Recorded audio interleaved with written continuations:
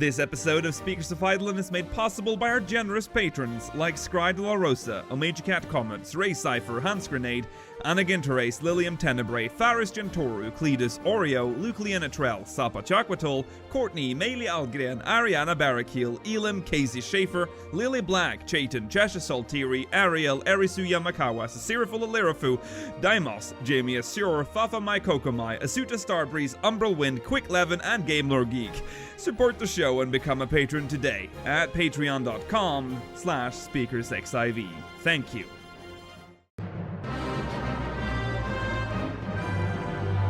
This is Speakers of Eidolon.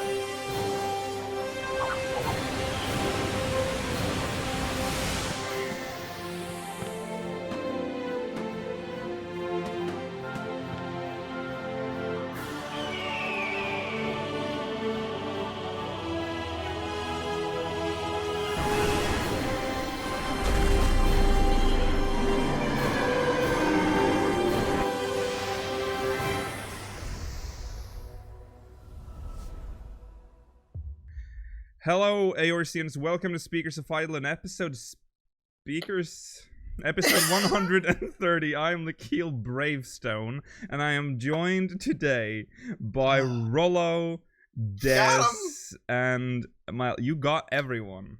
I did. God damn you. You're gonna get a slapped. Welcome everyone to Speakers of Eidolon. Episode 130. Today we are going to go through two interviews. Well, there's the press conference from Paris FanFest, which we didn't have. I don't think it was even out when we did our episode, because that was on Sunday. And the was it? Yes, it was. It feels like FanFest is like it's been a month. Feels like it's been a month. Yeah. The Paris press conference and a GameWatch interview with Yoshi-P. And then, of course, we will read Mog Mail. We are catching up on our backlog now, so make sure you send Mog Mail, speakersxiv.com/mogmail. We still have a lot, right? We still have a lot, so we have enough to read from. Stay tuned, of course, for the post-show. No one knows what's happening there, so, you know, whatever. It's a mystery. So, it's channel updates. So, I've had a computer. If you've been paying attention to what's happened on both Discord and during the streams, I've had issues with my computer. The reason this episode, for YouTube viewers, this one won't make any sense, but this episode we started without, like, the audio thing didn't work. I had to upgrade my computer. I had to install more RAM because I only had. Wow! Yeah, I did it. Download it? I downloaded more RAM. Sponsorship from downloadmoreram.com. I never thought I'd see the day when apps just close. Like, I would do work on, like, some After Effects or whatever, and while I'm doing it, it would just freeze for half a second and then just be gone. It would just be gone. There would be no error message or anything. It would just be gone. So figured out that's because I had insufficient amounts of RAM. I only had 16, which isn't enough anymore apparently. So your boys doubled. Dude, come on. Your boys doubled. So hopefully that will push it back, push it out, not back. Don't ever push things back. Push it back, yeah. That means that Core, the second part of Treasures of the Main, which is very cursed, is getting along now, and the Remnants of a Realm episode with Ishgard thing is going live on Thursday, so Core has to be out before that. So that's all I can say. I'm not gonna put any date because that usually curses it even more. On the 10th. And don't say that. It's the 10th. Fall and Rise is slated for this month as well. That's episode 9, which will focus more on patch 4.2.2 through the Maelstrom. Interestingly, that's the patch where they added basements to cottages. Remember that? Back in the day, houses, like the smallest house, didn't have a lower floor. That came in 2.2. And SoH is going to pick back up, but that won't be out until next month. And that's going to focus on a super secret dungeon under Ul'dah. And Chronicles next chapter will be out sooner, but not until obviously next month. There will be a month between each episode, and that one will be about Legends Adrift, which is technically a continuation of Treasures of the Main. Okay, there's that out of the way. Here's some quick news.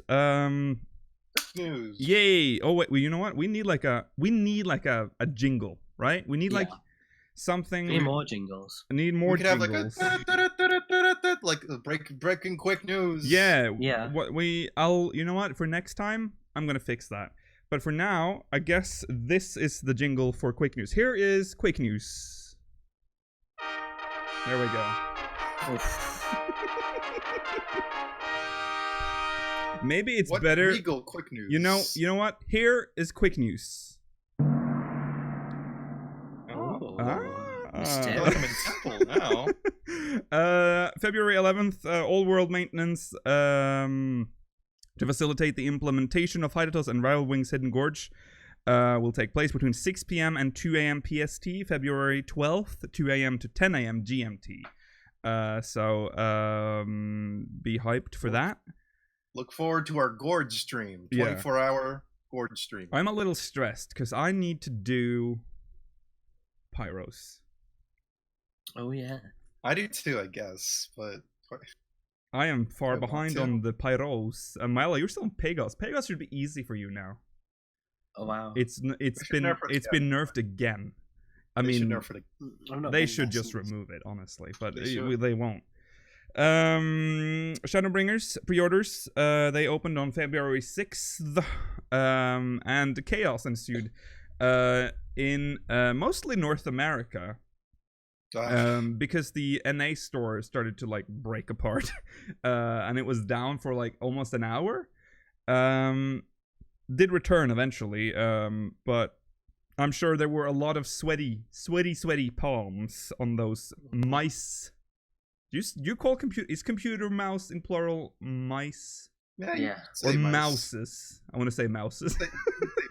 Because it sounds so wrong, and I want to say, yeah, that's what it's called. It's actually, it's not a real animal, therefore, mouses. Mice only for animal. Okay, anyways, I don't know what that was. Okay, your soapbox for the day, I guess. That's my soapbox. That's where he stands.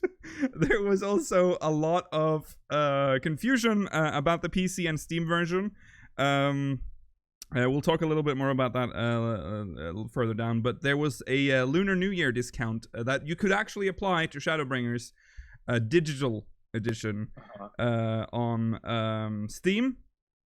But here's a PSA. So this for a lot of people this was confusing because a lot of people thought that PC is also Steam version. Yeah. Which unfortunately it is not. The Windows client, the Square Enix client, or just standalone client, is separate from the Steam client.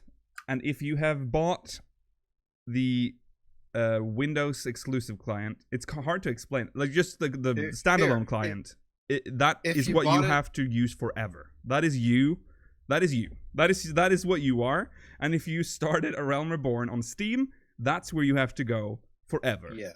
Basically. Yeah. Don't go think that you can go from like a clean Windows client to a Steam. You cannot do that. Then you have to go, buy all of the games on Steam. I won't buy it from Steam. There's your PSA. So remember. Messy. Yeah. Oh, I'm not. I forgot to fix this last time. I'm gonna do this now because Rolla's frame for some reason has slid, just slightly out of frame. Oh look, I'm gonna put my. Well, it's too late. Oh no, wait, I still see it a little bit. There we go. Right. So don't do that. Also, a lot of people did that. They got the Steam version and then they opened the pre-order. Oh, sorry, the early access whatever code. They already got it. You get it immediately. I don't mind. Oh, okay. There's a page that you go to. What? Okay. There's a link with description. Yeah, you get an email. I don't. Did you pay already? No. Why with Steam, you pay. I think you do it from the Square Enix page, from like my page or whatever. The my orders. I think, and there's like a button, unlock activation key. Okay, sorry. And the moment you click that, there's like a warning. It tells you that the moment you unlock this, you waiver your right for a refund. So I'm sure a lot of people are in a bit of a hell right now. That's a shame. Yeah. The Steam version, now, originally, we were just going to report that the Steam version has sold out for, I'm not sure if that... Edition? Is that the collector's edition? Yes, the Steam one gets a physical collector's edition. Right. This time around, I think this is the first time. No, didn't they add like they added one last time, but it was like way after. I think they were like a week or so before release or whatever. But this is the first time it's like been released at the same time. Yeah, that's sold out. But now it turns out all of the collector's editions are sold out. Did you check the EU store? I'm only on the EU. Yeah, so so that it we might can... be different in any or Japan, but yeah. it's on the waiting list. This is the physical, right? For new people, by the way, that have bought Final Fantasy XIV through Twitch, you have the PC client only. Don't get it through Steam. That's important. PC. Yes. That's so. Also, hello. Hi. I'm blurry, and I like it. Rollo just can't get enough of this blurry thing. I love it. Thank you, Skype. It's stupid. Right, so confirmation emails as well. That's a new. I don't think they did that last year. You basically get an email and you have to like click a link or whatever, or fill in a code. Was it a text message? I don't know how. I can't remember how I did it. You had to validate. I got a text message. Yeah, I think I did that too. Those for the NA store they were very late. Some people waited almost 24 hours before they got that email. Seems like the NA store specifically was struggling a little bit during this. EU store, I haven't heard a lot of complaints about. I think that went pretty well. When I did it, it was completely fine. I did it pretty early, that was when you'd expect most traffic, right? Because people would be camping to buy it. But it was fine. No hiccups. Yeah, so that's that. Let's all look forward to when we get it in the mail. I had to pay a lovely €30 for shipping, so that was nice. Youch! I should pay £5, I think. Yeah. Ow! Yeah. It sucks. That's terrible. How do you guys live in Europe? What the fuck? I only paid £5. He only paid, but it's because It is tracked. You suck, is why. So, what happened to free shipping? Come on, man. Yeah, France gets free shipping, Rollo. France! I think they do. Anyways. I'm not. Don't quote me on that. Actually, I don't know if they do that French this time. People out there, but they used please to. Confirm. They used to. Oh, they used to. I'm sorry for you guys. That sucks. Right. €12, 13 for Germany. Yeah, there you go. I suck because I live in the north, and apparently it's very difficult to get here, apparently. Right, so it shouldn't be. Other companies can ship very cheaply up here. I don't understand. Anyways, let's talk about the Paris press conference. That was a thing that happened. This was right after the keynote on day one with Naoki Yoshida. And there was basically like a Q&A with the press. So I guess we'll just jump into it. There's some really interesting questions and answers here that we can discuss. So, question 1. In Stormblood, some bosses had QTE events, active time maneuver, where they must push buttons in sequence. No, they push one button. And this as fast as possible. Yeah, and this design is reminiscent of how limit breaks in other Final Fantasy titles function. Are there any plans for party limit breaks as a QTE in this manner? Is it any others than 8? Oh yeah, they had it in actually. Didn't they have something like that 10. in 12? Okay. Yeah, sorry, not 12. Yeah, 10, 10. 10 is what I'm trying to think of. Oh yeah. 10 had it. Yeah. Okay, Naoki Yoshida says, that's a very deep question right off the bat. At this point, we can neither confirm nor deny that we're going to have this. We definitely had a reason for implementing such a gimmick. During the events in between battles where there's no particular reason to utilize a certain system, we have to consider what kind of gameplay experience our players enjoy during the battle. And so, if we don't have the need to implement such mechanics sometimes, such mechanics, sometimes it might just break up the pattern within the battle. We have to consider how do we maximize the enjoyment that players get in gameplay. In the future, when we're thinking about the expansion pack, we would have to determine the situation. I'm stroking out. Does the battle call for something interesting or special that would change the pattern? Huh? Oh, sorry. There's Is this what? Sorry. No, it makes sense, but they just punctuation and stuff is a little odd here. Does the battle call for something interesting or special that would change the pattern? If yes, we should consider something like that, or if there is no need, then we wouldn't utilize it. That's the kind of thinking that we have. I'm sorry that might not be exactly the answer you're looking for, but we're doing our best to deliver the best gameplay experience to our players, and I think the best way to see for yourself is to play yourself and find out. Play yourself. So Play yourself. He didn't really answer the question. He did say that he wouldn't be able to, but He answered that in a very long way. yeah, that's Basically what he does. when it calls for it, I guess. Yeah. It's probably something they're thinking about, and he doesn't want to reveal too much. Yeah, because he did say at some point that they wanted to do more with that system, but I wonder if they will actually... The thing that sort of disappoints me with the active time maneuver thing is that it's only one button. It's always the same. Yeah. And it's not a specific button either. You can press any button. It's just you need input.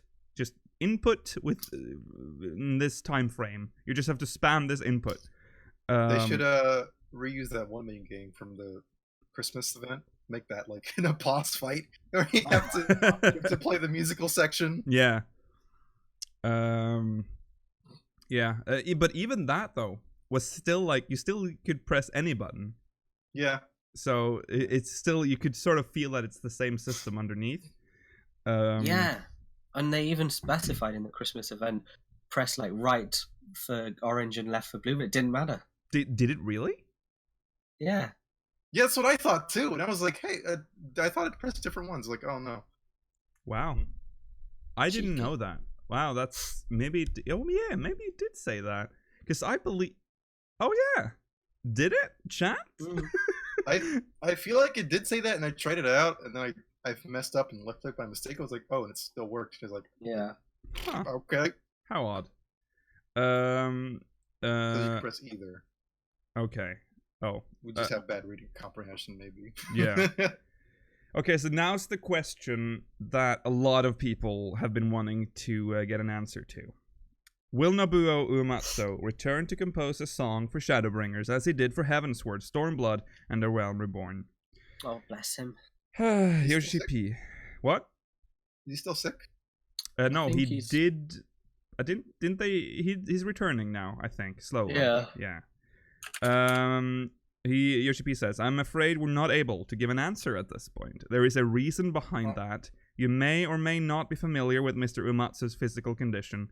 He did make an official announcement about how his condition is getting better, but of course I don't believe he'll return to work at full force immediately after recovery. And plus our company Square Enix also has a very large title, including Final Fantasy VII Remake, that we as a company need to tackle.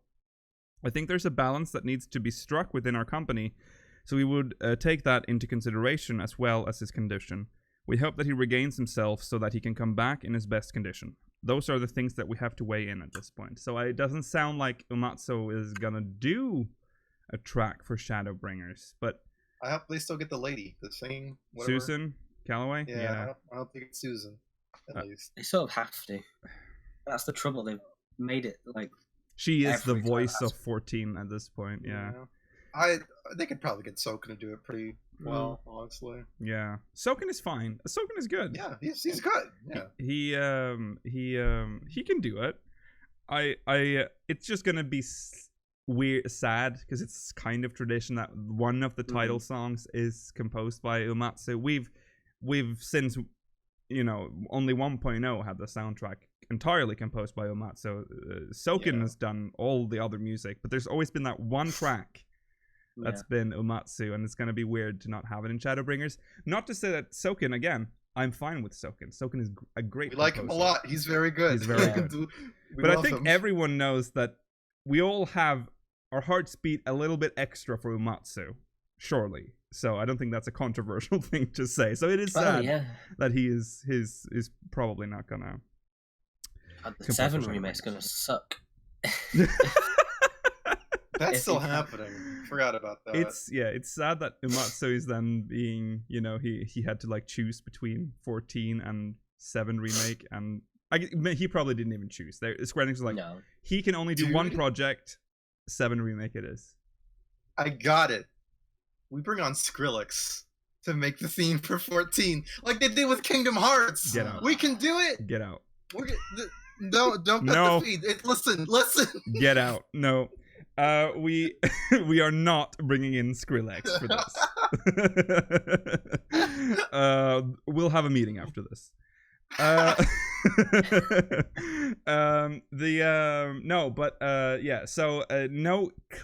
Technically, we can't say that he's not gonna do the track, but at this point, seems unlikely. At least it seems unlikely. At this point, you'd assume they'd have at least. They would have to be pretty... They normally reveal it. Yeah. At the so it's in a month's time. He's got to make it. Yeah. No, it's not going to. Everybody, put your hands up in chat. Give up energy so he can get better. Mm-hmm. Yeah. Charge up the music spirit bomb. That's not going to do shit for Uematsu. How do you know? I don't know. The power of prayer. And if you're listening to this in your car on the way to work, let go of the steering wheel. Okay, question 3. If you look at how Final Fantasy XIV has evolved over the years, what was the most important lesson of the development for you? This is like the classic one, the classic question. What was the most important lesson of the development for you and your team, and what do you think was the most important achievement with which you could regain the confidence with the Final Fantasy fans? Yoshida says, one of the biggest lessons learned, and this is not necessarily just for 14, but overall for our company, Square Enix, people around the world wait for our latest games that Square Enix publishes.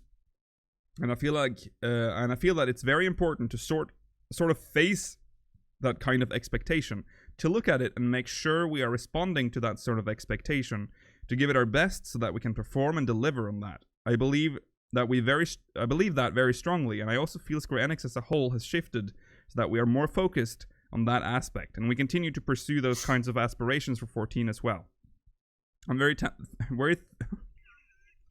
thankful to my development team as well as the fans who have been with us in order to drive us. With an MMORPG, there is no end per se, and so there isn't really something that I feel I have achieved or to have reached as a goal. If I were to give an example, it would be when we released 2.0. Until then, the trust we had with our fans was broken, and we were able to regain that with the relaunch. I think that's the only thing I could consider as our achievement at this point, because if we get complacent with an achievement, then we wouldn't have that spirit to challenge something, to continue to push ourselves forward. I want to continue to not be stagnant. I want to continue to challenge and move forward. Goodness, that's a very corporate response. It was. But also, this is like the answer he's answered this question so many times. Yeah, true. So he's probably just tired of it. Yeah. He says it once more. Yeah. At least he's like, we don't want to. Like, at least he's not like, oh yeah, we did fucking great with Stormblood's the best shit we've ever fucking done, dude. Biggest achievement ever, dude. Fucking second expansion, dude. Fucking weeb shit, dude. Pretty sure 14. Don't say weeb stuff, remember? Oh shit, I'm sorry. Big apology. I realized that Final Fantasy XIV is a Japanese game. You keep subtweeting them. Just acknowledge it at this point. Nope. Question 4. How does a Nier Automata raid happen? Was it your idea, Saito's, or Taro's idea? Yoshida says, first and foremost, one of the catalysts of this idea was that all around the world there were players that were requesting Nier Automata costumes, so that was one of the first reasons. Do you think he's... That was me! That's confirming it almost. Yeah, do you think he saw that art that someone drew? He definitely. Yeah. He definitely saw that art. Yoko Taro definitely saw it too. Because it had like, because it looked official and shit, and it had like the minion thing. It had everything. For those that don't know, there's like a really nice concept art someone made for a 14 and Nier event. I'll put in chat in just a second. Actually, wait, I can show it on. You don't do this archaic Nier FFXIV. You never showed things on stream. Well, oh my God. if you're saying that, Rollo, people on YouTube are going to be upset. They're like, "What the fuck, Rollo? I can't watch that." I assume you just put it in the description when I do that. No. So I'm gonna like make a note. Rollo said this at this point. Remember to put the fucking link in. You write weirder notes. Frigs. Okay, I need to find it first though. Audio listeners, we are doing our best. We are doing our best to. This bit will be cut. No, they're all gone. They're all like low res. No, I found. I found it. Oh, you found it? Okay, I'll just show the Twitter. Whatever. It's from a nice artist on Twitter. I forgot what their name was. Okay, this is very bad for YouTube, but it's a very large image too. Yeah. Okay, let me see here. Screen capture. Oh, this is very stressful. Okay. Any second now we should be here, and it will be amazing when we're there. But right now we are not here, and that is sad. Okay, here it is. Here's one of them. There it is. Like it should. This is the artwork. It has like lore, and then it also had like this stuff. This isn't official, by the way. Just need to point this out. This is not official. It's very good though. Like, yeah, it even had the weapons. I love the designs. weapons too. Yeah. You have the fucking Beast Lord or whatever I think it's called for the Dark Knight one. Yeah. And you have the like Emil face for the Red Mage. Yeah. And you had Grimoire Vice, and then the other book I can't remember from original Nier. I'm like, yeah. And here's the minion. I love the pod mount too. It's so cute. Yeah, this one spread like wildfire. People thought it was real. And I guess I'm pretty sure this is what started it all. I think this is definitely. They must have seen this because this blew up. So yeah, that's a side note. Back to the actual question. Right. Players that were requesting Nier Automata costumes, so that was one of the first reasons. As mentioned earlier, we do not have an end, so to speak, for an MMORPG, but at the same time, we do want to have change happen within the game as well. And if we were to continue with the same staff member and the same game designers, we may potentially end up having a very similar pattern of how we deliver content. But at the same time, it would be too much risk if we were to take the system and change it overall.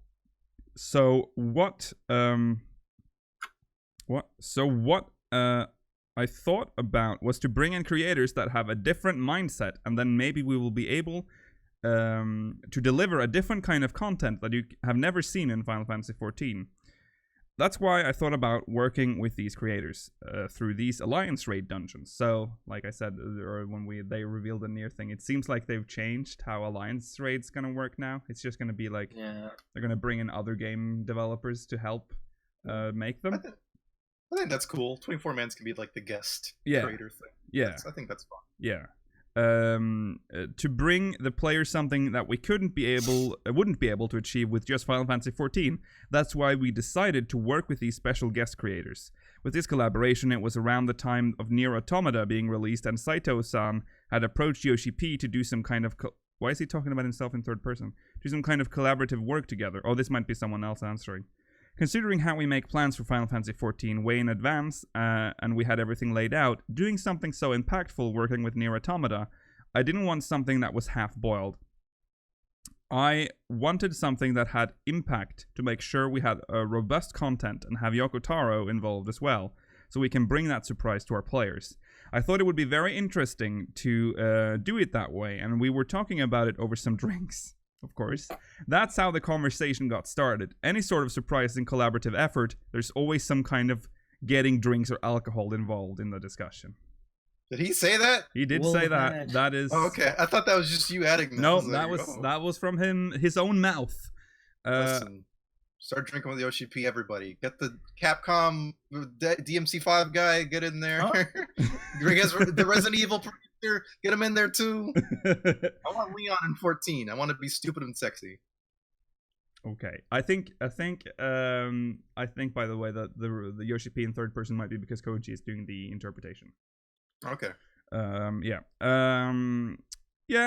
This is the same way we got basically all of the collabs. That's how we got Monster Hunter World. That's how we got a Return to Evilise. Is that how we got Garo, by the way? Oh yeah, Garo. Garo still feels so out of left field. Yeah, that one. Yeah, that was weird. It's weird that it's also permanent. It's just there. Yeah. It's lore now. It's canon. But yeah, Yokai was they were probably drunk under a table. They needed to be drunk. Yeah, for that one. yeah. Can you name a yokai from your favorite game? Whisper. Okay, you can do it. Well, no, you can't use the Manjima or whatever. Well, stop, Mal. I have to. That's the only two yokais I know. Don't look at the chat. Okay. There's the USA Mon. Mon. Usapion. Usamon. Is that what it's? I don't know what they're called. Usapion. Usapion. Whatever, dude. Talking about that, do you expect to continue that pattern into the future of working with guest creators on future alliance raids? And if so, do you have a wish list of who you'd like to work with? Yoshi-P says, I'm afraid we don't have anything in mind for future plans, or can't say for certain for future events. Plus, in terms of a wish list, we haven't even started on Nier yet, so we don't have much to say.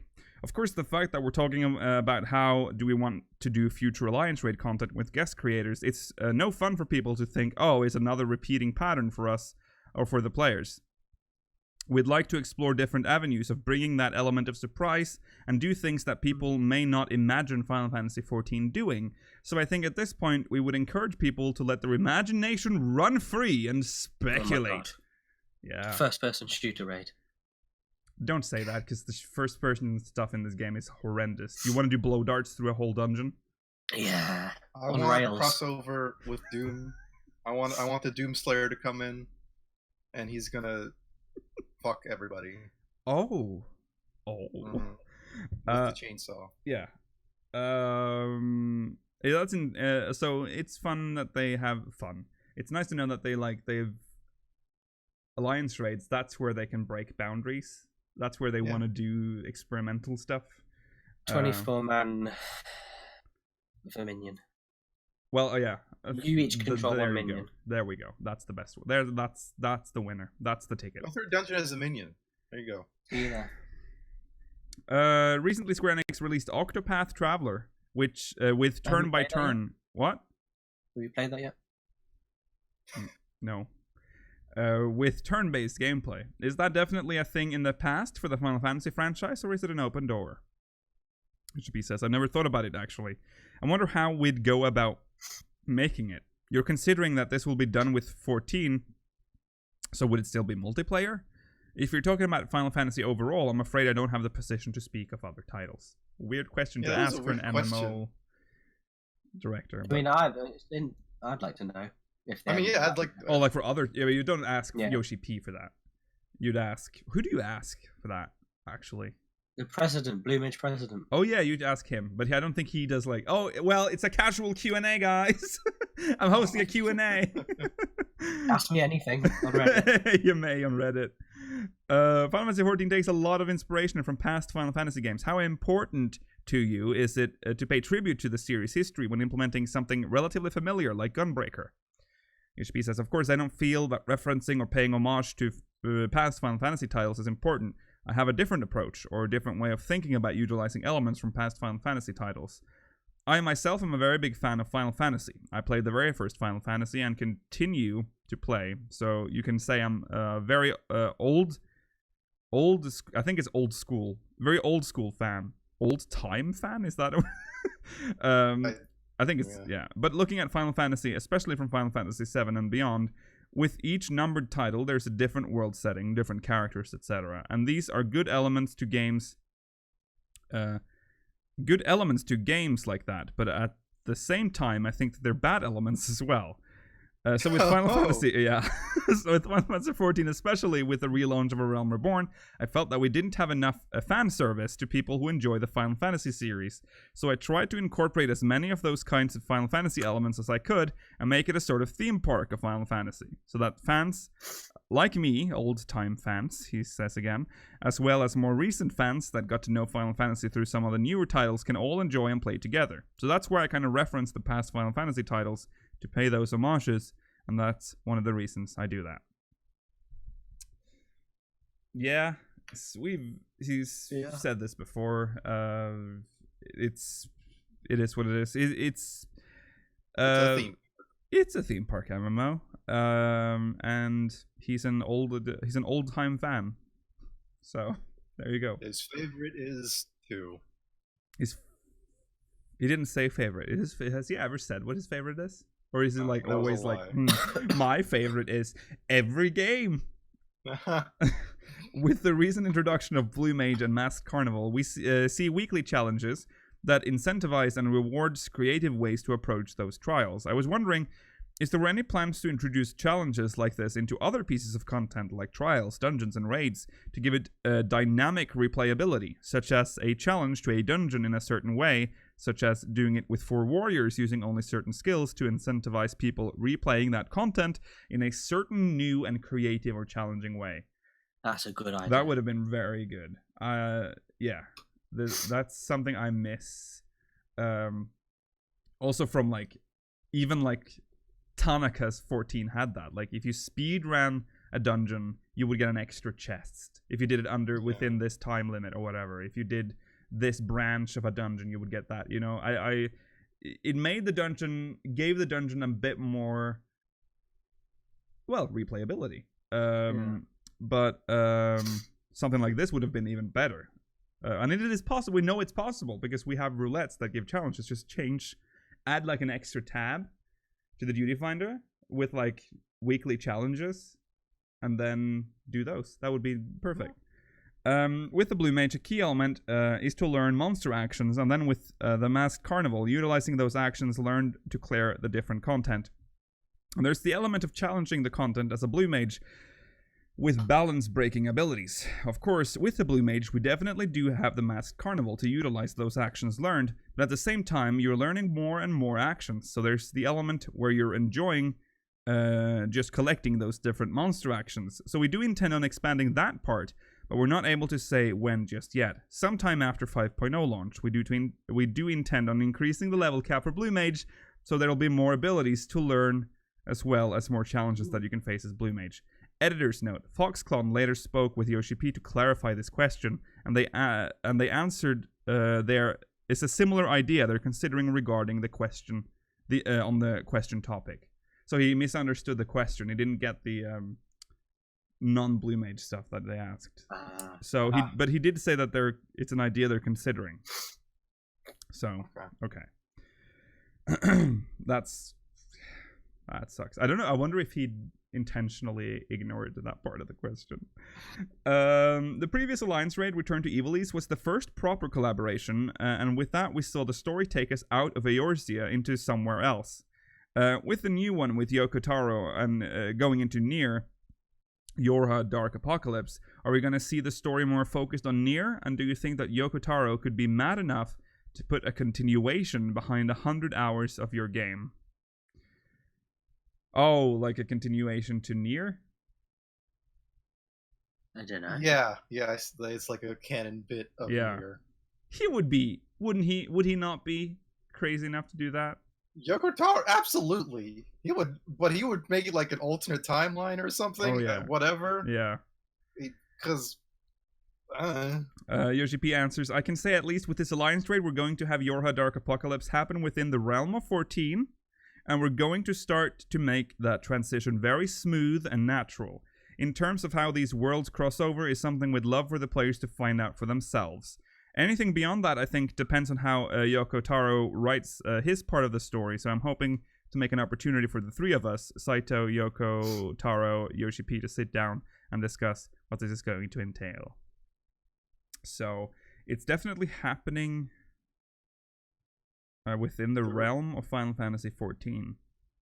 Maybe it's going to be some like Allegan training simulation or something. Yeah, because a lot of people have been talking about, since we're already speculating that there might be shard hopping, maybe this is a different shard.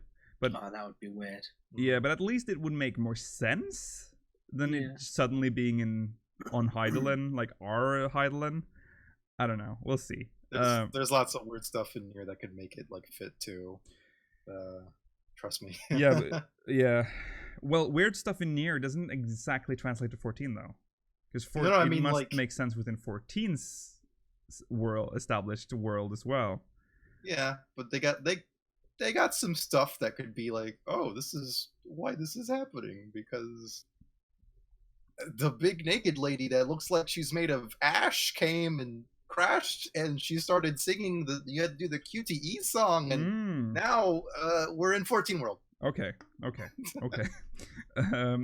How do you decide which elements of the Final Fantasy series you will integrate into the Final Fantasy XIV scenario, like with the Final Fantasy XII raid? Yoshida says, it's a little difficult to say when you mention how we incorporate things. With the Return to Ivalice, that was because Yoshi-P talked with Matsuno-san about doing something that incorporates the world of Ivalice into the realm of Final Fantasy XIV. So another editor's note here. Clarification was requested, and the media outlet responded asking the reason why they had incorporated the Return to Ivalice as well as the Viera race. Before we even decided to do Return to Ivalice, Yoshi-P had conversations with Matsuno-san about having him as a guest creator work on something together with the Final Fantasy XIV title, and wanted him to join the creative process.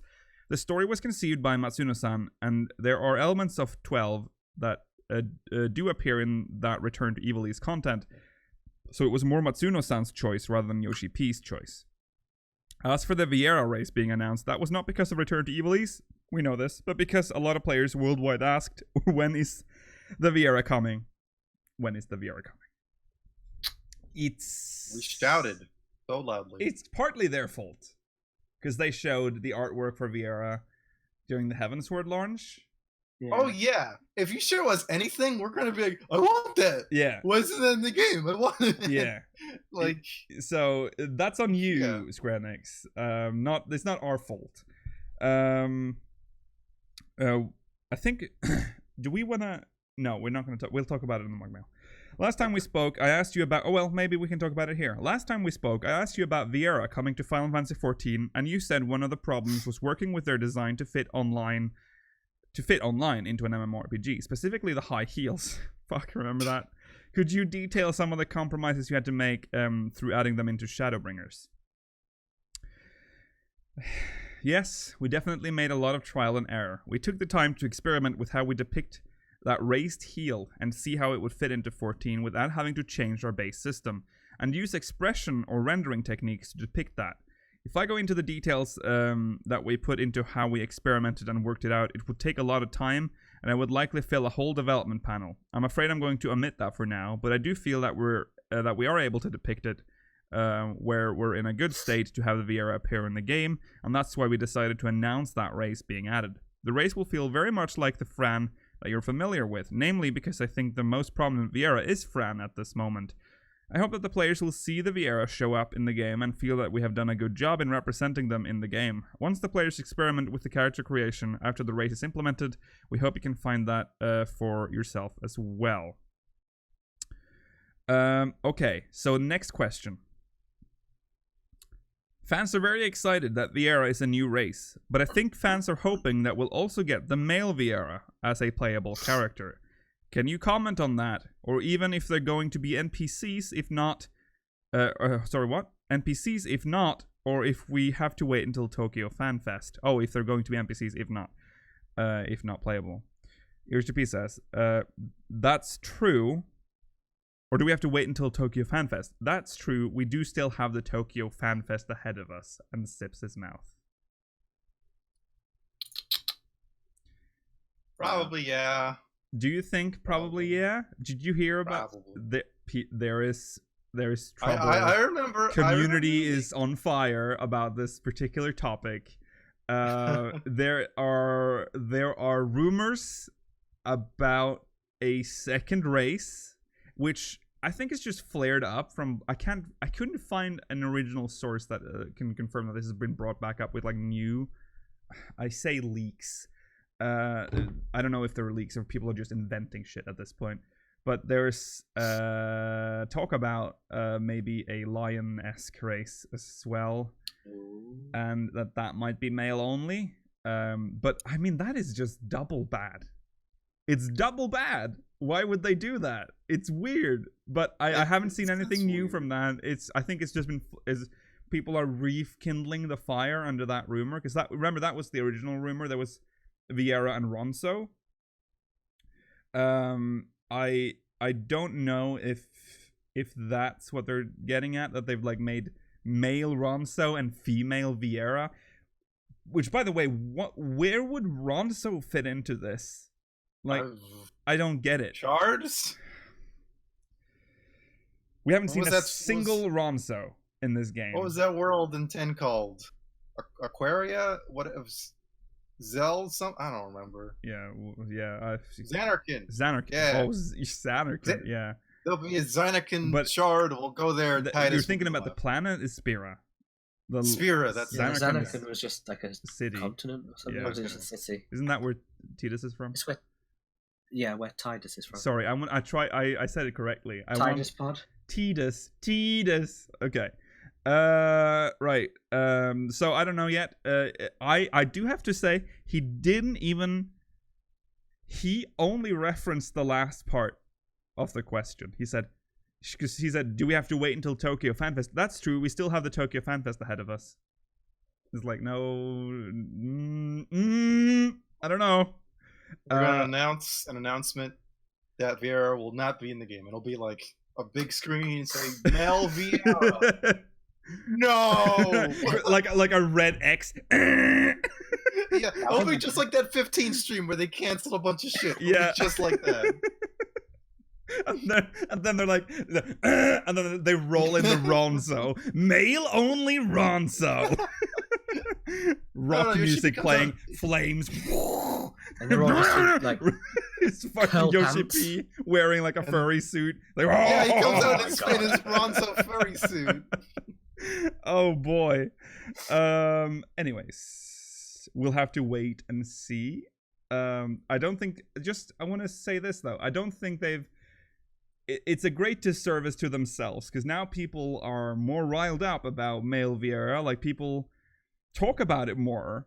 So if they have fucked up and not made male Viera, holy shit, is that gonna fucking burn everything down. People are gonna be so mad. We could do with losing a few players. I feel like there's a little bit of crossover though from people who want male Viera and people who want to play Aranzo, you know what I mean? Yeah, I know. Would you rather I feel like there's a little bit.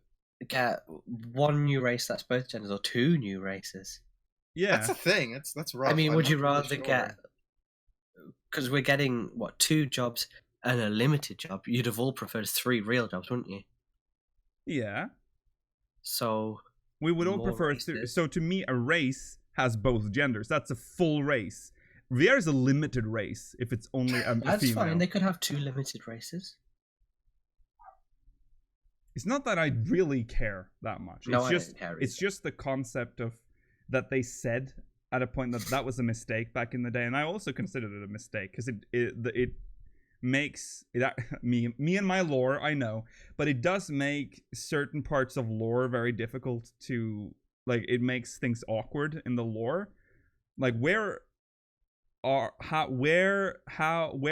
the male pop, because they exist. If there was never a word of male Viera, perfect. We'd never talk about it's fine. But they even added that to that node. That you keep bringing that up, Rollo. Yeah, I know. You keep bringing up that. That's why I feel like it's gonna be in there. Because why would they like? Exactly, but they could have just been magic lesbians or something, but they chose to add in males. You know? They didn't go for the magic lesbians route. So we could have had the Lesbos Island. Is that what they called it? I don't remember. Yeah. Island of Lesbos. Mm-hmm. Sapphic. Mm-hmm. That Sapphic shit. But instead we're getting so like. Yeah. We'll see if we get the bunny dick. That is cursed. That is a cursed sentence, and we should never say it again. Let's put it in the vault. You said it. Wow, It's in the vault. The most one-sided one on that one. I vetoed that one. Okay, until now, it was always the Warrior of Light. Why in this version does it become the Warrior of Darkness? Why would you ask that question? It's the dumbest question I think they've asked in this. Yeah. If we were to reveal that, that's actually going to be the biggest spoiler for Shadowbringers, so that is something we'd like for the players to experience for themselves. It's one of the major points of Shadowbringers. It will be revealed in patch 4.56 MSQ, so we'd love for you to find out yourself. The question is like asking who is Jon Snow going to fight in the next season of Game of Thrones. So, wow, that's a big spoiler. Yeah, he's gonna fight someone. That's big spoiler. It could be. I mean, Very it depends on. Okay, let's not go there. I guess spoilers for Game of Thrones too. Yeah, sorry, that was Yoshi-P's fault. And how did you come up with the name Gunbreaker? It's a tank, but the name to me sounds like putting together gun and breaking the enemy. Huh? What? Okay, we would need Koji. You break your defense. Like, I don't know. Oh, Koji isn't on this panel. We would need Koji to answer that question. Honestly speaking, personally, I would choose the name based on how it sounds. With the Gunbreaker, they could utilize the gunblade to stand at the forefront, to be the first person into battle to break the situation or break through the situation. Huh? So that's the concept we're thinking about. Like they're like the frontline men. They Yeah, send but out. like from what I've played MMOs, tanks are usually, most of their abilities are like remove armor on the enemy to make it easier for the DPS to hurt them, or give them debuffs and stuff, as well as keep threats. So it just makes sense. Yeah. Yeah, I don't know. Weird translations, probably. So that's the concept we're thinking about with Gunbreaker, and that's why we decided on that name. How the Gunbreaker is going to function within the actual game is going to depend on once we have it in the game, but the thinking behind it was to break through. Okay. I guess you kind of get that idea too with the trailer with Thancred doing Yeah, I whoosh. guess. Yeah. The DMC style moves. Yeah. Okay. I'd like to ask the future of Final Fantasy Online games. Ooh. As the director of Final Fantasy XIV, what should a hypothetical Final Fantasy 16 or 17 online bring to the table that is not possible with 14? That's a well-written question so he doesn't have to like commit. Yeah. Just speculate. Yoshi-P says, if you were to think about another Final Fantasy MMO RPG soon after us, I think it's very unlikely considering how active 14 still is. And so what I'm going to tell you is my personal view. I do have that desire to see a Final Fantasy title that doesn't have very many mecha or machines involved and just be pure fantasy. In Final Fantasy XIV, with the Guardian Empire so powerful, they're definitely a threat. That crickets. That was meant to be a joke. Oh, because we already have so many mecha stuff in 14. Is that the joke? In Final Fantasy XIV, with the Guardian Empire so powerful, they're definitely a threat. Cue the regalia. Driving past. Make it drive across the screen right now. I think that was his joke. Like, we have obviously got a lot of mechanical shit in this game. I'd give anything for another pure Final Fantasy game. Yeah. Even single player. Yeah. That would be nice. I'm done with them. Yeah. I'm done with it now. Really? You don't like the mix like that in 7? No, I like it, but I liked it at the time. I don't need it again. It was like refreshing, but it because at the time of 8 came after, which was literally almost 6, 7, and 8 were really. Well, 7 was more like modern. Yeah, but 7 was like this weird like. It felt like 6 started like as a steampunk thing, and then 7 just got more modern, and then 8 just went all out. 8 was like modern time. It was like cars and roads. And then 9 throws us right back into like the high fantasy, beautiful. And 10 brings us straight back. Well, it kind of is like a weird mix. Yeah, it mixed. 10's weird. And then 11 went back again. 11 is still high fantasy, and 12, and 12 is where we. That's the Star Wars. Yeah, we went back to Star Wars, and then 13 was high tech. 14 started as high fantasy, has since I'd say mixed a little bit. Mix, and then 15 went all in again. So we need a pure high fantasy. 15 went too far in, by the way. This pulling out fucking cell phones and shit. Yeah. 12 was a great mix, by the way. I agree with that. Yeah. They did it well there. Okay. Are there any types of content that you can talk about today that are not a dungeon or raid that will return in Shadowbringers? Like a new deep dungeon, Eureka, or will Blitzball be implemented? Yoshida says, the exciting content and updated version of that, we do have plans for a deep dungeon and exploration content similar to Eureka. And we do continuously think of our next ideas and plans. Especially with Eureka, we designed it so that it's time to win. Oh, he's like trying to play, like, just instead of pay to win, it's time to win. Similar to the term pay to win, except spending time instead of money. So if you're taking your time to play through it, it's more meant for spending that time in the content, and we continuously received feedback from around the world. And we do continue to consider that. We do want to take on the challenge for more Eureka-like content in the future, so whenever we get to a position where we can announce it, we hope that players are very surprised and look forward to that. So, we're getting a new Eureka. We knew that. Yeah, we knew. A new deep dungeon as well. That's literally all he said. We know very little about additional content for Shadowbringers. We might hear more about that on the Japanese Fan Fest. Also remember there's going to be live letters after that as well, which is going to be almost entirely about Shadowbringers because there are no more patches coming out. So yeah, it's too soon, I guess, to talk about it. So then GameWatch did an interview with Naoki Yoshida. And it goes into a lot of things. This is, I think, after the second day, so everything has like been put on the table now. We're up to date.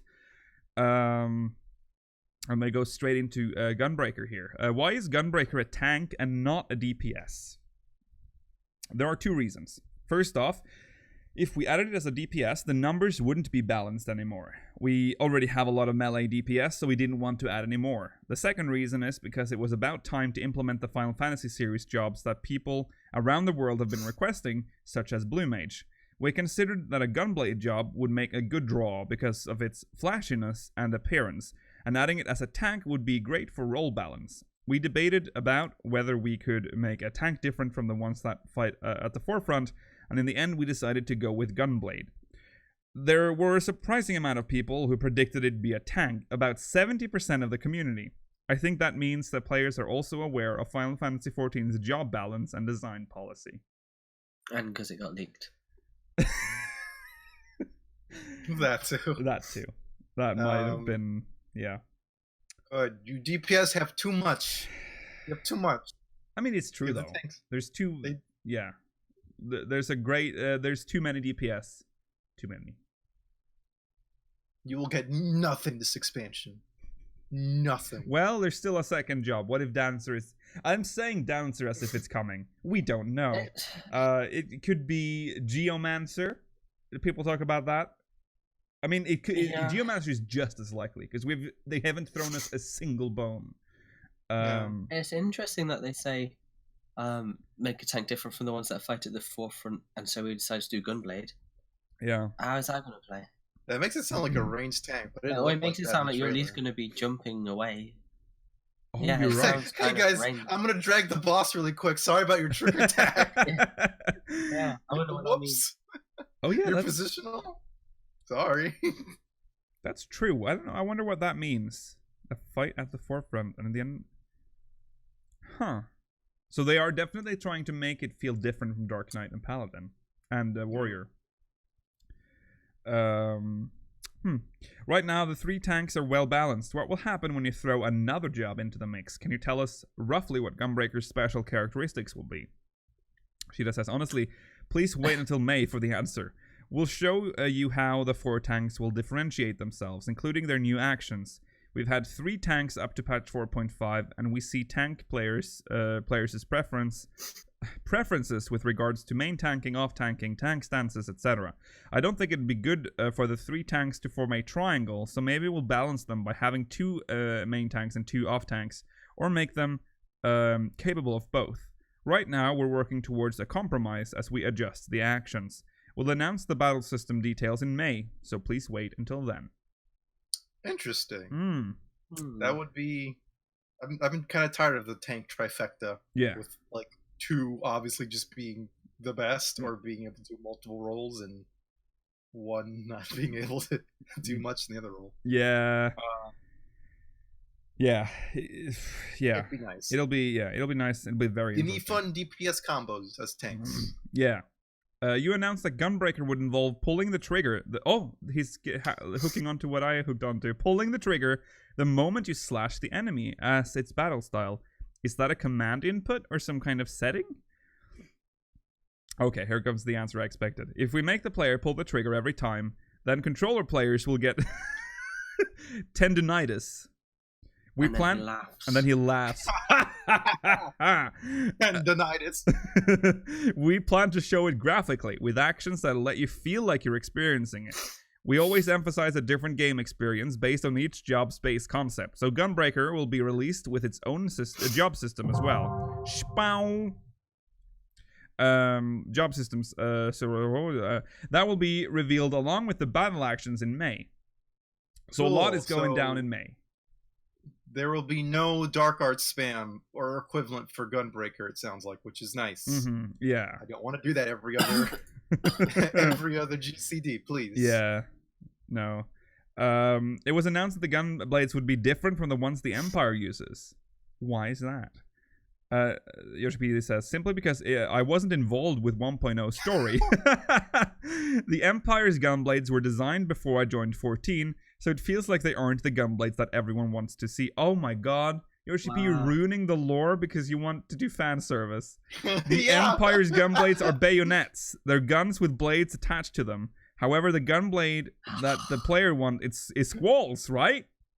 They would be happier if we implemented that one instead. But of course, it has to tie into the lore, so the jobs quest will explain why we haven't seen these non-Imperial gunblades until now. Okay. I like that gunblades. I did too. And I always said, like, that's an interesting take on the gunblade, because they made their own... That would have been... At that point, I would have been like, I could have accepted the Gunbreaker job as a truly unique 14 job. Yeah. But instead, they were like, people want Squall's Gunblade. We'll just do that. Get it, yeah. I did like the thin kind of thing they had going on, like like you said, the bayonet look. Yeah. And it was just, they used it like a pistol too in cutscenes. Yeah. Just like pointed straight at you. Yeah. I hope we at least get it as a glamour or something. Yeah. Maybe. Yeah. No, I hope so. It's not that I don't like Squall's Gunblade. It's cool and all, but I mean, we already had an established Gunblade in the game. Yeah. So it's kind of sad that because he's sort of told us, revealed already how he does things in the game. He'll be like, you just go over to the lore team and it's like, I want Squall's Gunblade. Make it work. I mean, he literally said that's what he does. I mean, yeah, that's kind of what you have to do as producer director. Yeah, you know? but it's kind of like, no, he doesn't. It's like, but Yoshida, we already have. No. I want Squall's Gunblade, but that doesn't fit the lore. Make it work. Put the revolver in there. Make it work. Call him Leon. Yeah. Please tell us. Please tell us how the magic ammunition works. He says, please wait until May, and then he laughs again. More. That's how he laughs. Wait, he laughs like this. More. I've had battery refreshment for this. After the conclusion of patch 4.3 story, the Empire appeared as the next threat we face, and players were excited, thinking that Gunblade might be added as a new job. When did you really decide to implement Gunbreaker? Yoshi-P says it was decided at around patch 4.1. That was just about when we were doing the game design for the next expansion, so it was confirmed around then. That's how long-term our planning is. This month, I have to finish the complete plan for the next 2 years. I'll be talking to everyone for several more years to come. Okay. This is random, but you know how you said 5.0 might be the last Yoshi-P thing. Mm-hmm. It sounds like he's at least going to plan the next one then, right? Yeah. Yeah. I don't know if it is anymore. It's just that he had this weird period, especially around the 5-year anniversary, where he was like, I don't know how much longer I'm going to be here. I don't know. My time, you know. And he's like talked about wanting to work on other Final Fantasy projects and stuff.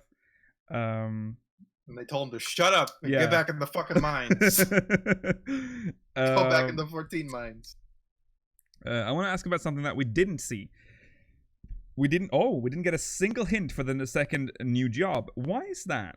Yoshi-P says, I don't know why you think there'll be a hint every time. Because it has been. The fact There's always been a hint. The fact that my t-shirts end up being hints is completely coincidental. Ha! Yes, sure. It's not to make people speculate. There's still more than a month until Tokyo Fan Fest, so you need time to think about what job will be next. It's more fun that way, instead of already knowing the answer. The fact is that there's a lot we can't reveal because of lore reasons. We want the players to be surprised. So maybe that means lore reasons that the story might reveal the second job. Yeah, 4.56. Maybe you'll see a random soldier in the background, a dance there, and then you'll be like, oh. Maybe it's those 3 Makoto and Uldar who have been dancing since the beginning. They have been training for years. They finally got their job crystals. They are ready. Courtesans in Costa del Sol. Yeah, they're coming. Hold on. We don't get the patch until after FanFest. Yeah. Oh yeah, that's true. So we'll know what it is. That doesn't. Yeah. How weird. What? How tied into the lore is this job then? I don't get this. Maybe we already should know it. Hidetos. It's in Hidetos. It's in the Arsenal. Absolute Virtue is gonna turn into like he's gonna dance with like maracas. Open the door because I'm at the door right now. I'm gonna strangle you. Open it up. You'll just hear him in the distance like, it is me, Absolute Virtue. What is that? God, terrible. What we're talking about? Oh yeah. I don't know why he said lore. I mean, maybe he's just saying that because he just wants to get away from that question. It's an easy way to deflect a question. They're like, lore reasons. I can't talk about it. Let's go back to this question when it comes out and see if it's actually true. yeah. I meant casting. Maracas are these. Yeah, get your Hispanic instruments right. Crab. Like clicking your crab claws. That's what you look like to me. Ooh. The question everyone got the most excited for at yesterday's press Q&A was the male Vieras. Here we go again. Oh. Since it's you, Yoshida, we think there'll be male Vieras. Since it's you. Yeah, because they're probably like, okay. But in Final Fantasy XII, male Vieras are extremely rare and never appear. How are you going to introduce them into 14? Answer. You make them not rare? I don't... Okay. Who knows? I'm a contrarian. So when you say, Yoshida would definitely do this, it makes me not want to answer. Actually, in the Return to Evil story that concluded the other day, there's a ton of lore about Vieras in 14. We coordinated with Matsuno-san to include most of the hints there, so please check that. Matsuno-san wrote wonderful text for us. Okay, so again, the databank does have the male Viera entry. So... hope. But now since the interview asked it, he's gonna cut them out because he wants to be a contrarian. Yeah. Fuck you. I'm all really because you said you told me to. Okay. It might be a light in the end of the tunnel for male Viera, but it also, that databank thing does also say that they don't really appear. I can't remember the lore. It's weird lore. Don't they just go to like a village and like, oh, I'm gonna make a bebe with you? Isn't that what they do? Male They Viera? chill outside the forest and then they come back to fuck. Yeah. But I don't know where they I come guess back to fuck? I thought the female Viera came to their villages and fucked. No, I think the males come back, don't they? I think that's how it goes. Okay. It doesn't matter. Right. Okay, the males come back. Okay. Yeah. Will come back to fuck. Okay. Will the pre-order bonus item, the Aetheryte earrings, stack with other EXP boosting items? Yoshida says it will stack up to a fixed amount, but there is a limit. It also has a new system where the item level rises with the player's job level. You can wear it at level 1, and it'll automatically get stronger as you do. We'd been discussing this for some time, and if you pre-order Shadowbringers, you'll receive the item beforehand, so you can use it to prepare for launch. We know that, but you can now also stack it up to a fixed percentage. I'm assuming, is it maybe 200? No, how can you even get that high? Are there even enough items in the game for that? Rested, Armory. Oh, there's that. FC. But rested already gives, and like an Armory bonus would already bring you to like 150. Yeah, they get you like 150, and then I've seen it past 250. I've seen that because when you do combo actions, you get like stacks. when you chain, you'll get it pretty high, but the chain XP only really matters at dungeons, I guess. Yeah. I don't know. I feel like you can get pretty close to it already. Yeah. There's some other XP items too. I can't remember their names, but the ring, the bracelet, the Mog Station shirt, the Emperor's thing, whatever. So get all the things and prepare. Will the developer of the Nier series Platinum Games participate in developing the new Alliance raid? Yoshida says they'll be sharing assets with us. So in that sense, yes.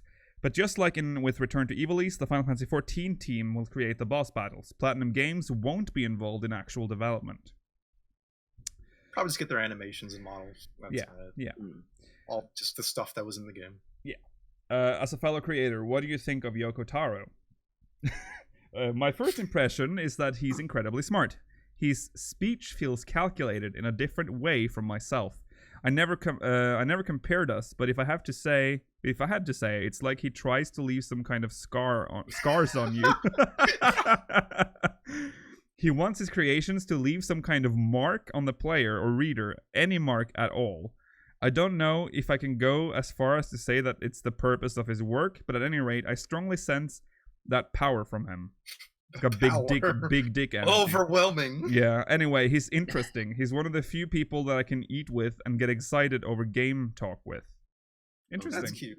Yeah. I'd say that describes Yoko Taro pretty well. Yeah. There are many different reactions to Yorha, ranging from welcoming to rejecting. Did you foresee this response? Yoshida says, I think that as we reveal more information about Shadowbringers, Yorha will begin to make more sense. Again, strongly pushing towards maybe like shard hopping, if that's... At any rate, both Saito-san and Yoko-san are being careful to make sure it blends in with 14. They don't want the 14 community to reject it, and of course they want to leave something with you. The Final Fantasy XIV team feels the same way. We don't want to impose too much on the Nier community. Both sides of the collaboration wants to make something that both communities will enjoy. We'll integrate that into the gameplay experience and create something unpredictable, so please look forward to it. The Nier community doesn't care. You made a joke ending canon, and you made an entire series with that joke ending. They don't fucking care. They're ready for this. When did you start working with Saito-san? Game development-wise, after Dragon Quest 10 or X.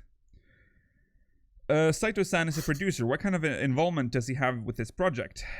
He's probably the top producer in Square Enix. Neither of us really think of each other as producers, and Saito-san probably doesn't think of himself as a producer either. He just wants to do fun things, and producer is simply his job classification.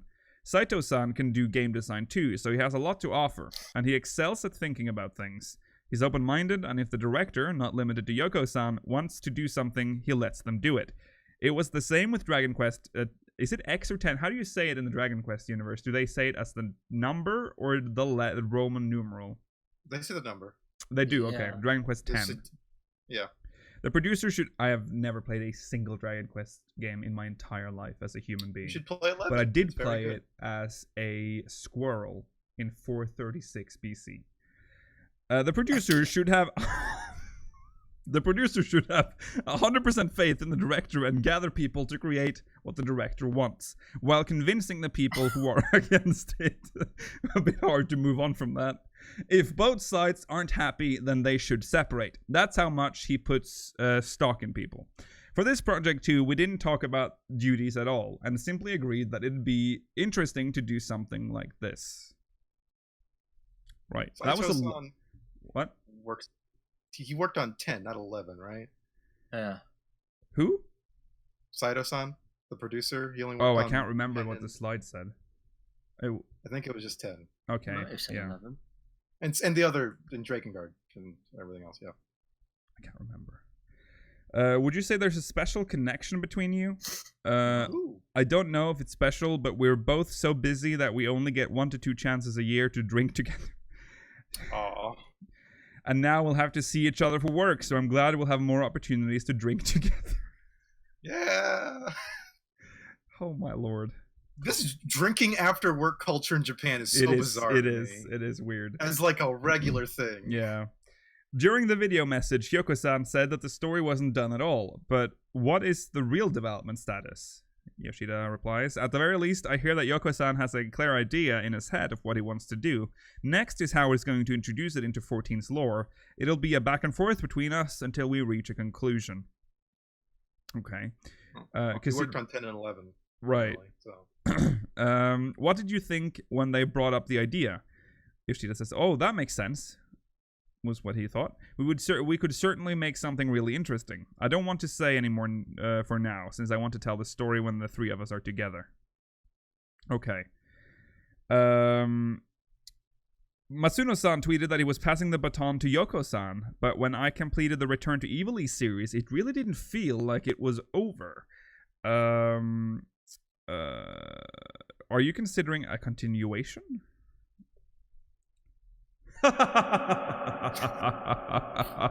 The great thing about Matsuno-san's works is that they don't feel complete on their own. His game design is all about creating the presence of the history and characters.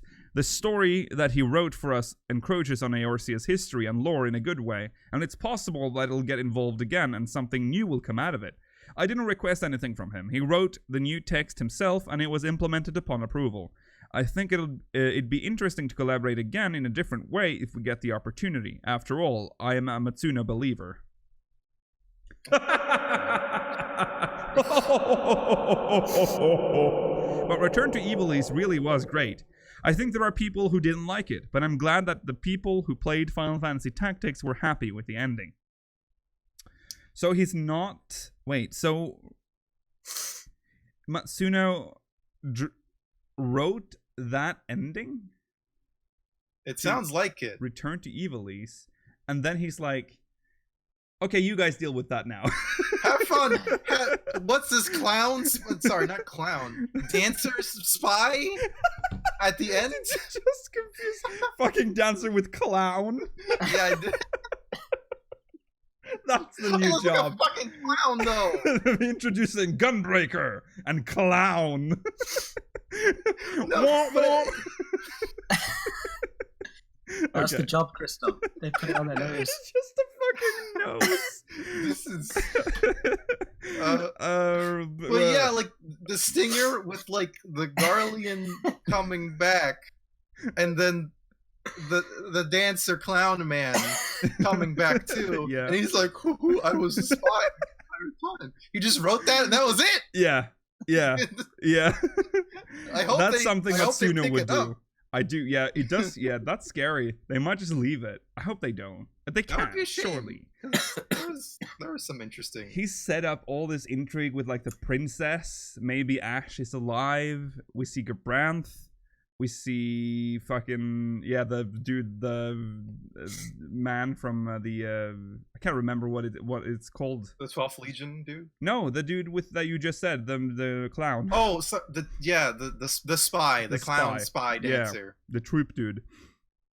That's weird if they just leave that. They probably won't. Yeah. They can't do that. At least the princess stuff and the resistance there has to play in a little bit. Yeah. The presentation of Shadowbringers trailers feels different from the previous expansions. At Las Vegas, it made us go, oh, and now at Paris, it slightly changes what we see. The presentation seems like it's meant to mislead us. Like if we interpret it directly, we'll be far from the truth. That's exactly right. I got tired of the previous trailer pattern. It got predictable, so of course I wanted to break the pattern. This time we did it like the audio listeners are gonna love this episode. This time we did it like a movie preview and only picked out the juicy parts of each scene, so that when you look back, you think, wait, isn't this the end of episode 8? What? Huh? Oh, like a movie preview. He's on with his movie and TV show thing again. We really likes them. Also purposely added voices to the trailer. Before, we had breathing and fighting noises, but this time... But this time, we have clear dialogue. All of the lines are word for word written by myself. I thought about how each line would be interpreted or misinterpreted, and after writing the entire scene, picked out which parts would be shown at each fanfest. You evil fuck. I think Soken used the same track for NA and EU, but the Tokyo one is completely different, so he has to write it again. Ooh. Oh. Well, hopefully he doesn't die in the meantime. It's just jester music, like a fairground. Yeah. Clowns spinning everywhere. Oh, I forgot. He does laugh at the end there, but I'll save you for that. Well, should I do the laugh? Okay. No, you should do Here's the recording of his laugh.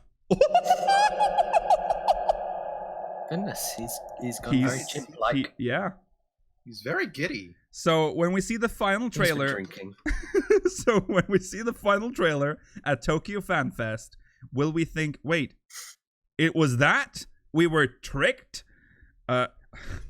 Who knows? I think you won't understand it until you see it with the MSQ. Final Fantasy XIV's trailers are meant to be impressive even if you don't really know what's going on. Existing players know the MSQ, so they have an idea of what's going on and can speculate how it connects to the next patches. However, I think there's also an aspect to it that you won't understand until you actually see the Shadowbringers MSQ. I'm also worried about whether Visual Works will finish it in time. The EU FanFest trailer was only completed the day before I left. Wow. That's... Oh, okay, that's a small one. Yeah. He's a little nervous. That's interesting, though. The Visual Works is always like... They always cut it very close. Which is why they usually do the trailers and stuff way, like, years before. Which is why we got, like 50 red Russ Velgers in the Heavensward trailer. Yeah, maybe this one was closer for lore reasons. I don't know. Which would make sense because they well, I mean the lore is done already, one would assume, so I don't know why it's taking them. It's just taking a while. The Baldesion Arsenal was revealed at today's live letter, and it felt like it'd be huge for Final Fantasy XI players. What's the concept behind it? Yoshida says, I left the game design up to Nakagawa, that's Mr. Atma. And I didn't say anything, but that is Mr. Atma, right? I believe it is. I think so. Should be, yeah. And didn't say anything besides the concept. Nakagawa is a hardcore 11 veteran, to the point where you'd recognize his character name. Oh, this is Mr. Ozma. Sorry, Mr. Ozma. Oh. You'd recognize his character name. There were other essences brought in too, and I gave advice from my past experience with MMOs. The interviewer follows up. I like how there's a warning before you go in. Yoshida says, in Diablo hardcore mode, you can lose your character, so there's a warning beforehand. We did the same thing. I think it'll be shocking when you wipe, level down confirmed, and get kicked out. Your character. Wow! Yeah, so that's confirmed. I was right in my... Of course it's gonna be like that. I mean, it's Eureka. Everything fucking hurts, and it wants to be... You're gonna spiral into the deepest, darkest depression. And then you'll be you know what? I'm gonna try again, and then you do it again, and you spiral back down. Level down again, right again, motherfucker. Get in there. But we're only in there for 3 minutes. There's a death penalty and you can't race. There's a lot of tension as your manpower gets whittled down. Maybe you can normally dodge something, but your nerves make you mess up and get hit. But that was just a normal AoE! I don't think the boss mechanics themselves are that difficult, but you can't retry. You can't try again right after wiping either, so the mechanics are balanced as such. This sounds like this is hell. This is hell. He said the mechanics aren't hard, but... Well, the mechanics aren't hard. Well, we'll see. We'll see. We'll see. Are we gonna be there on the 11th, guys? Are we? Well, no, we can't. We couldn't do it on the 11th because we leave the max level. The next week, I don't know. Right. Please tell us about the trust system coming from 11. We didn't get any new information on it this time. Is that because development was delayed, or are you saving it for Tokyo Fan Fest for some reason? Ishida says, there's a lot that I can't say. Since the main NPCs join you in battle, it's tied to the MSQ. For example, who will join you? Right now, all of the Scions are KO'd, but thanks to the trailer, you know that you'll be able to work with Thancred, Y'shtola, and Urianger. I see a lot of speculations online about whether it is Y'shtola from a different timeline, or they went back in time, but I'm not going to say anything. At any rate, development was not delayed. I plan to do a thorough check in late April. Why did he drop that in about the timelines? Yeah, no one asked him for like a fan theory or anything. Why'd you bring that up, huh? Well, he might be fucking us over now, though. He might be throwing that in there to spoil the broth. It's not timelines, it's shards. Gotcha. Why did you choose Namae-san for the dev? Oh, that's the sweet. Is that her? Yeah. Costume designer. Right? Yeah, that's the costume designer. Yeah. When planning FanFest, I tell each region to think about it themselves. For example, in Japan, an extremely high percentage of players are raiders, so there are really good. Response to battle development panels. No, it's boring. Yeah. Yes. Even if we talk about the Americans get it, they got it. Yeah. Even if we talk about really specific hardcore stuff, they understand that what we're talking about. North America also has a strong raid community, so it's like, everyone's raiders except for Europe. They like clothes. They like dresses. That's actually what he says. He does say that. It says confirmed. North America also has a strong raid community, so it's battles everywhere. On the other hand, Europe is very artsy, and everyone has different ways of enjoying the game. So if we focus on battles too much, then the audience doesn't really get it. Wow. Also, since there's a ton of work to do for the expansion, we're restricted in who we can send. You heard it here first, folks. That's what Europe is. You are casuals. You are casuals, confirmed. Thanks, France. You're in Europe. It's all of Europe. It's France's fault. They're in Europe. Always blame France as a European. As Namae herself said, the character art team is already done with their 5.0 work. Last time we had another lead concept artist, Mogi, at EU FanFest, so I thought that I'd like to ask Namae this time. Namae said that she was influenced by European designs, but she'd never gone overseas before. Oh, it was her first time in Europe. Good thing she went to an artsy place. And he was, France is an artsy place, so... Namae said that she was, so I just read that. I told her, you're free to refuse if you want, but you'll be able to see France this way. How about it? And she pondered it until the last minute before accepting. Nice. Artsy fartsy Europeans. Yeah, that's... the Final Fantasy XI wiki is already updated. And then, the fucking... You wouldn't believe it. But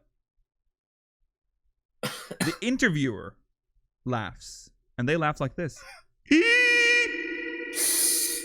Ooh. Yeah, that's a very... Did you like that? Did you like that laugh? Yeah. There's more where that comes from, It's more... the blood flowing. Yeah.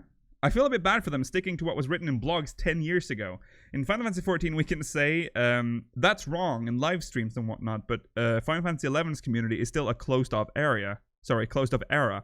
And the devs don't have that same level of communication with the players. Final Fantasy XI is under my jurisdiction now, so I think I'll put some effort into getting the players excited for this. Via Refrender and NA as well. I've actually been playing 11 too these days.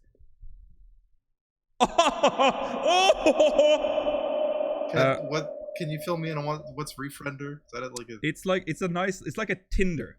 You put in your character data and your server, and then you basically just get a list. You just swipe through people that have put their character in there, and you're like, oh, I remember you. We're friends, and that's how you can find old friends from 11.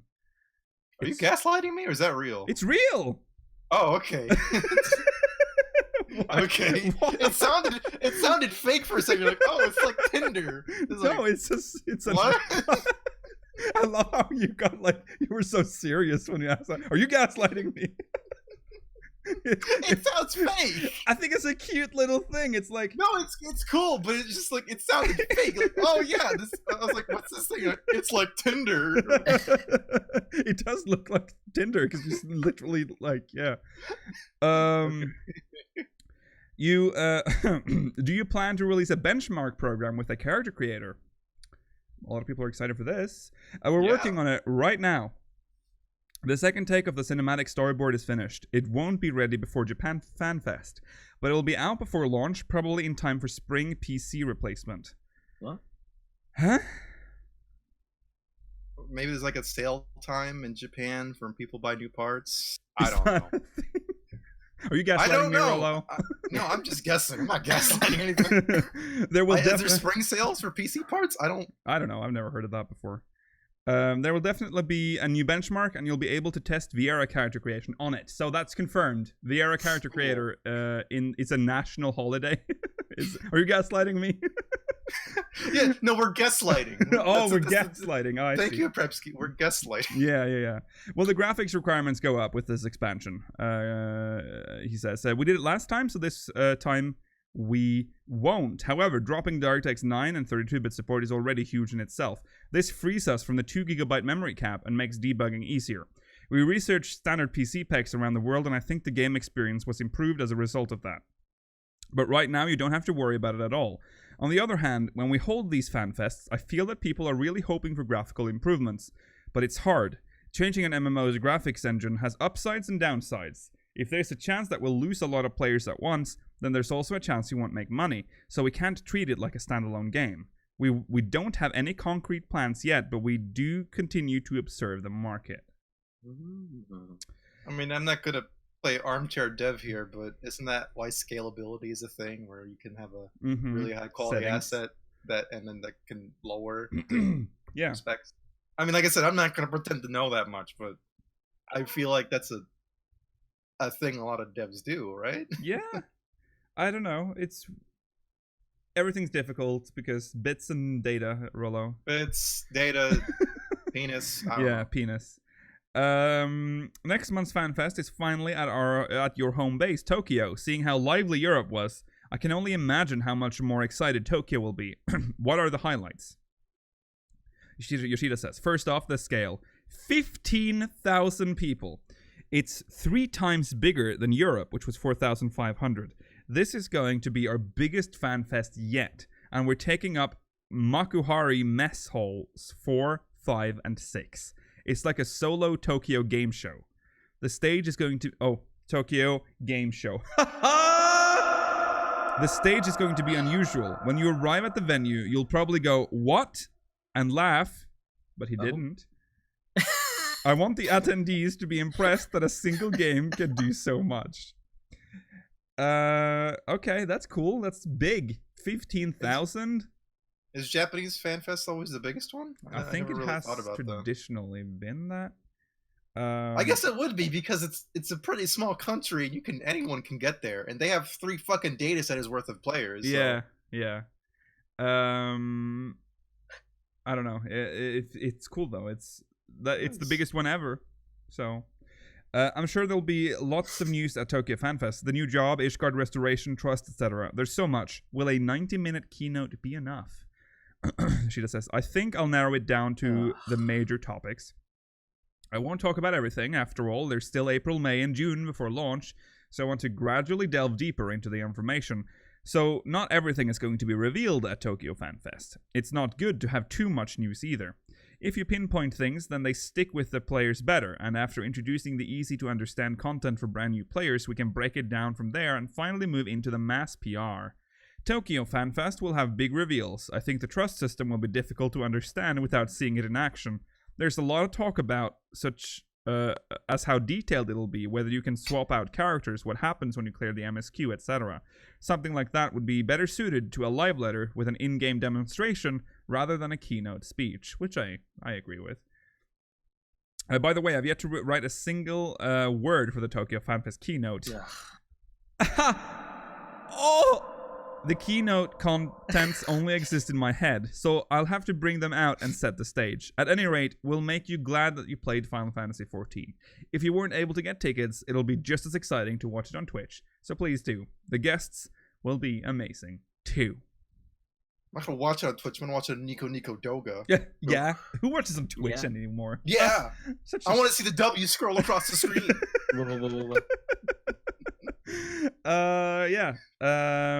Interesting. That's the interview. It's very good. He's not answering. He did avoid some questions, of course, male Viera being one of the most avoided questions here. I mean, we didn't really learn anything groundbreaking here. No, there were some teases in there. Yeah. And a little bit enlightening. Yeah. Pretty good interview. Also, if we can confirm then that there is the benchmark will have a character creator in that. That's nice. Yeah, that's true. And we may or may not be able to create a male Viera in it. That's what who we can knows. Say. Yeah. What? Oh, nothing. No. Okay, that's fine, Rollo. I got nothing. I'll leave you. I'll leave you behind. I'm feeling pretty vulnerable right now. I know. I could tell. I could tell in your eyes. Here's a minimum eye level cup. I'm pulling it now. Was there not meant to be an episode today? Do you think we would have time for that? No, I know, but was there not meant to be one? Maybe. Did you do anything? I might have one that's done, but we won't watch it because now I can save that for next week. I'm gonna pull a dungeon. Wait, what am I fucking doing? It's just two. Did you see what I did? I looked at the notes and then put them back in and picked another one. Why? I don't know what's happening with me today. I'm gonna do this. What is that cup? Is that like a grinder for weed or something? Dude, what the fuck? It's the final. It's the 1.0 tumbler that came with the collector's edition. Oh, I see. I am only the no expenses spared. Here is the big note. Oh my goodness! Wait, what? Did we not do Satasha Hard? Satasha Hard?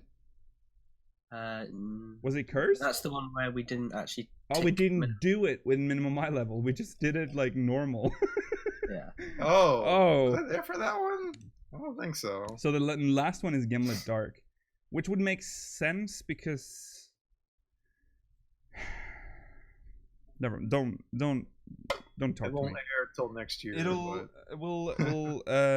That's happened now. So we'll do Stasha Hard. Can we fit one Mogmail in here? We need to do it. A really sexy one. Well, a sexy one. Yeah. God. Don't scroll too far down. What have you done?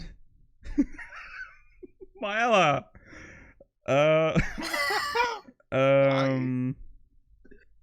Let's see what we can find here.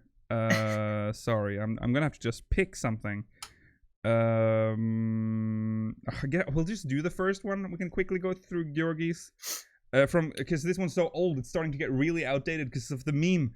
Georgi Wiston from Gothenburg, Sweden. I think I actually have your Mogmail rendered as well. Georgi isn't from Sweden. No, but it's the meme. Do you remember, Rollo? Because we did the mahjong. Oh yeah. And he was from there. Sorry. Hälsningar speakers. Lukil, congratulations on your first episode of Core. Oh, that's how you. Well, we've dated that. Fully dated. As someone who didn't experience 1.0, thank you for working so hard to document the world and story of Pre-Calamity Eorzea. You're welcome. Oh God. As you can see, this. Okay. Concerning custom deliveries, with the exception of Slowy, all delivery NPCs were previously established. Characters within the world of Eorzea. How would you prefer they approach custom delivery clients and their associated stories in the future? Do you prefer future NPCs to be attached to the MSQ like Monago, continuing side story questlines such as Kurenai, or part of completely new stories such as Chloe and Adkarag? Also, if you could choose, who would you select as future custom delivery clients? And an unrelated question, as Roderick is your brother's character, Lukil, I was wondering if Roderick's glamour was assigned by yourself or your brother. Also, thanks for the abundance of streams of the last couple of weeks. It's always fun playing 14 alongside the speakers in the community. Thank you, Georgi. The first part of the question. How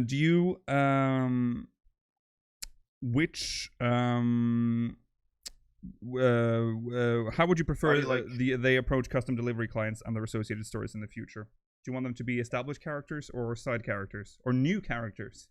I prefer new characters. I think it's kind of a shame Monago was sidelined a bit to be a custom deliveries person. Yeah. Because I thought they were kind of cool, and I was like, oh, it's a shame they just kind of ended up being that. Yeah. But that's just my humble onion. Yeah, that is your humble onion. I don't know if I like major characters being used because it lessens them almost a bit because they become, that weekly delivery NPC, if you know what I mean. I would much rather have new characters that have nothing that you've never met before, because that means they can develop their own story and there will be that is the NPC delivery dude. I feel like they sort of destroyed Kurenai with the delivery because her side story questline was really good. But now she's just this dress-up doll in the fucking. Still so weird. Yeah, it's yeah.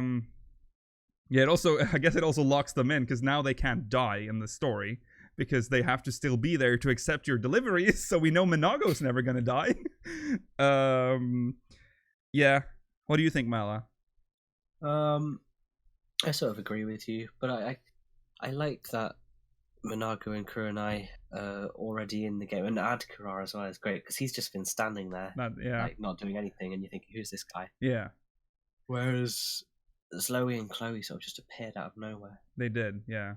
But at least to me, then that is the most favorable thing because they are the custom delivery people. They are not. Yeah, go on, Roland. You learned a little bit more about Idleshire too with Chloe and Zoe. Like, oh, there's this cool orphanage. I think they hinted about the orphanage. Yeah. Even before that. Yeah. And it's just like, oh, you get a nice little side story. I'm like, that's cute. She likes pudding, pineapple pudding. Pineapple pudding. There you go. Because of her, what's pineapple shorts. Pineapple shorts. Yeah. Last part of the question, Roderick. Okay. Roderick's gear is let me throw back. First episode with Roderick was in Sand Caves. I think that's the first time I used Roderick. Might have been, I think it was. And he would originally I didn't have a second character for that sequence, and I thought, you know what, I should have a second person to sort of drive the plot. And I just got my brother's character there, and I didn't have anything to put on him. But I had to finish this. So I just took whatever he had in his inventory, and that was that shirt. I believe, actually, he was wearing the sailor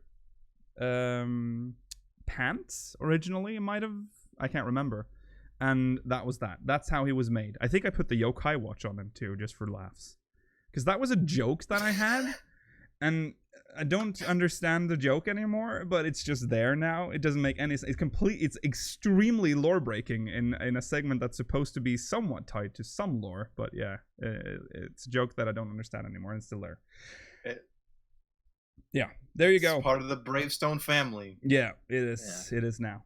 Okay, and with that, we reached the end of the show. Thank you guys for tuning in to Speakers of Heidelin, episode 130.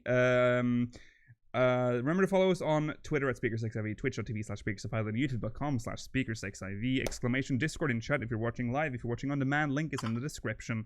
Remember to send us mogmail, speakersxiv.com/mogmail, and remember to eat your beans. Bye. Got him! Oh!